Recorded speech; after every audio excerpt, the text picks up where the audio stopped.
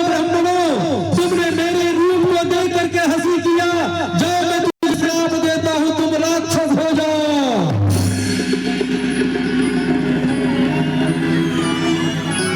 हे विष्णु, तुम मेरे साथ छल किया है, मुझे पत्नी के वियोग में तुम रुला रहे हो, इसलिए अब मैं तुझे श्राप देता हूं। हे अधम, जिस प्रकार से मैं अपनी स्त्री के वियोग में रो रहा हूं, दर दर भटक रहा हूं, मैं तुझे श्राप देता हूं कि तुम भी एक दिन ऐसा होगा कि तुम भी अपनी पत्नी के वियोग में बन भटकोगे, और यही बंदर तुझे साथ देगा और तुम्हारी स्त्री का पता लगाएगा। यही बंदर जिस बंदर के मुख को देख करके तूने हंसी किया है। इतना जैसे श्राप दिया, उसी समय अपने भगवान विष्णु ने माया को हटाया, लक्ष्मी उस जगह से अंतर ध्यान हो जाती है, सिर्फ विष्णु भगवान बचते हैं। विष्णु जी को खड़े कीजिए। विष्णु जी वहां रह जाते हैं और लक्ष्मी वहां से माया हट जाती है। उसी समय नारद बाबा ने कहे कि प्रभु आपका लीला, मैं तो आपको भला बुरा किया, आप मुझे क्षमा कर दीजिए प्रभु, मेरी रक्षा कीजिए, रक्षा कीजिए। मैं तो आपको श्राप दिया, श्राप तो मैं वापस नहीं ले सकूंगा। भगवान विष्णु ने कहा नारद, ये सब मैंने किया है कि एक संत को इतना अभिमान हो जाए, इतना अहंकार हो जाए कि कामदेव को जीत लिया तो औरों का संसार में क्या होता। इसीलिए अपनी माया से मैं ये लक्ष्मी ही विष्णुमोहिनी बनकर आई थी, मैं ही राजकुमार था। प्रभु अब रक्षा करो, रक्षा करो, रक्षा करो, रक्षा करो। कहा कि जा, अब तुम शिव का नाम का जाप करते हुए वन गमन को जाओ नारद, कुछ दिन के बाद तुम्हें कल्याण होगा और वही शिव तुम्हारा रक्षा करेगा। इतना सुनते ही नारद बाबा प्रस्थान हो जाते हैं। नारद बाबा अपने वन को चले जाते हैं, शिव का गुणगान करते करते चले जाते हैं। इधर सब माया ने हटा लिया। उसी समय भगवान विष्णु, भगवान लक्ष्मी, शिलनिधि नाम राजा, ये सब माया था। नारद जी गुणगान करते हुए चले गए। तो विचार कीजिए, अपनी खुशी के लिए दूसरों को दुख हो जाए तो कोई दिक्कत नहीं है, संसार के लोगों का पहचान है। नारद जी को मन में होना चाहिए, नारद जी को होना चाहिए कि मैं वृद्ध हूँ, बूढ़ा हूँ, ऐसी सुकन्या के साथ मैं विवाह कैसे करूँ। इन्हें अपनी खुशी के लिए तुझे दुख हो जाए तो कोई दिक्कत नहीं है, ये संसार की यही लीला है। भैया हनुमान जी ने सीख दिया है, ये 5 उंगली का क्या होता है। आइए हो शिव जी, आइए आइए, बुला रहे हैं, सच बात है, आइए, नहीं लजाइए, नहीं आइए। अब हनुमान जी ने ये उंगली कटो है, कटो, ये क्या बन गया, मुक्का। क्या बना, देखिए ये 5 उंगली, यानी कहा कि एक मुक्का बन जाता है। हनुमान जी ने ज्ञान दिया है कि पहला मुक्का सिंहनी को मारा, जब सिंही को मारा तो सिंही का मुखा का मुट्ठी का प्रहार होते ही सिंहनी का सब कुछ बदल गया। सिंहनी का मतलब होता है ईर्षा। मतलब क्या हुआ, ईर्षा, यानी समाज में आपके अंदर में ईर्षा है, इस ईर्षा को पहले मुक्का से प्रहार करो कि हमारे अंदर में ईर्ष्या भाव किसी के ऊपर ना हो। हनुमान जी ने सीख दिया है। दूसरा मुक्का लंकनी को मारा, काम क्रोध लोभ मोह अहंकार, यही 5 को बस में कर लीजिए। किसको किसको, काम क्रोध लोभ मोह अहंकार, ये 5 को बस कर लिया, इन्हें मुट्ठी में ले लिया।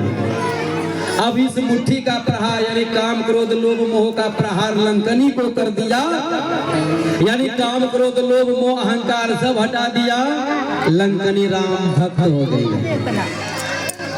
फिर ये मुक्का काम क्रोध लोभ मोह ईर्ष्या अहंकार का मेघनाद को मारा। मेघनाद का मतलब होता है कामनाओं का प्रतीक। जैसे नारद बाबा को मन में कामना उपजा क्या, इठो लड़की से मेरा ही ब्याह हो जाए। इच्छा समाप्त हो जाना चाहिए, इच्छा समाप्त हो जाए, ये 5 का मुट्ठी बनता है। और चौथा मुक्का मारा कुंभकर्ण को। कुंभकर्ण का मतलब है अभिमान। आपके अंदर अभिमान है, मुट्ठी काम क्रोध लोभ मोह अभिमान अहंकार, इसको खूब लीजिए, बस मुट्ठी से प्रहार कीजिए।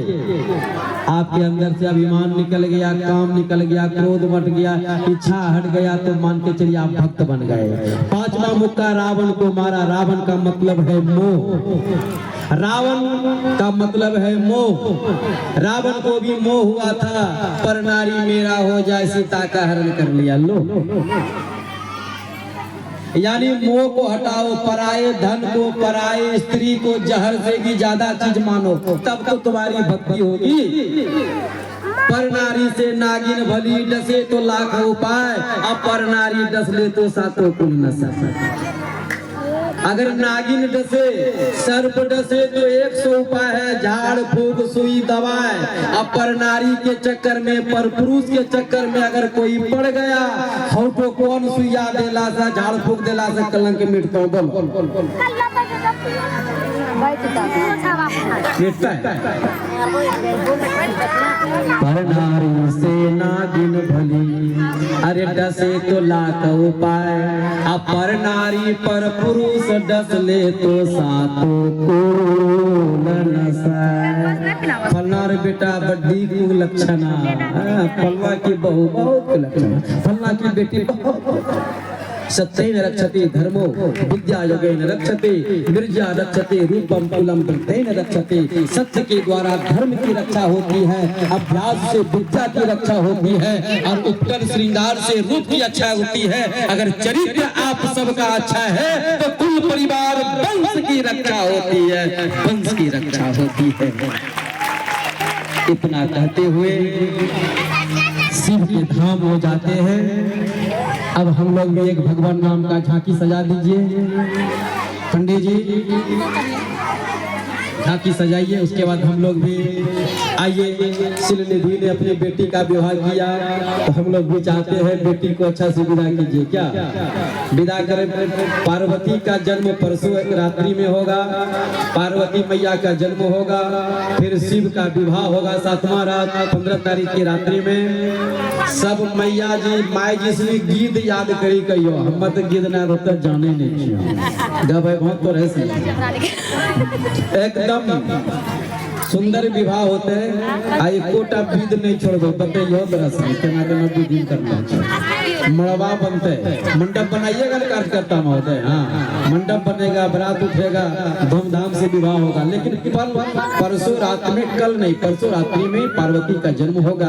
आइए बेटी का जब जब विदाई होता है, देखिए दिल के हेता है, दिल के हेता है। सोचिएगा जिस समय बेटी को विदा करते हुए कैसा करता होगा। गावी दिया कहीं देखिए, दिल के हेता है सह की जुदाई, बेटी का कोई बाप न बने।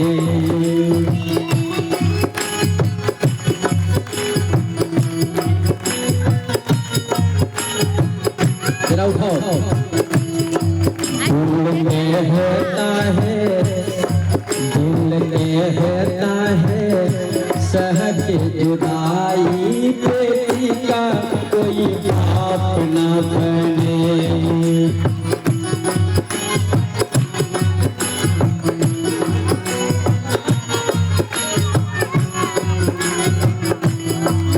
बेटी का कोई बाप न बने हो, बेटी का कोई बाप न बने।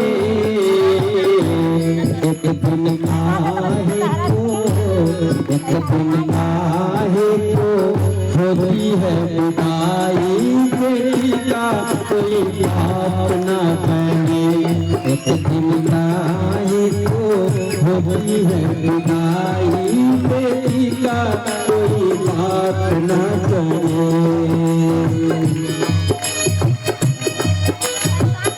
जय हो।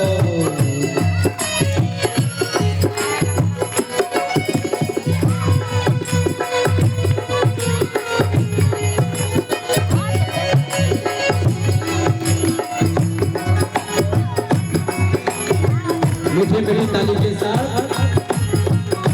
सोना धरे है, सोना धरे है और सोने अंगना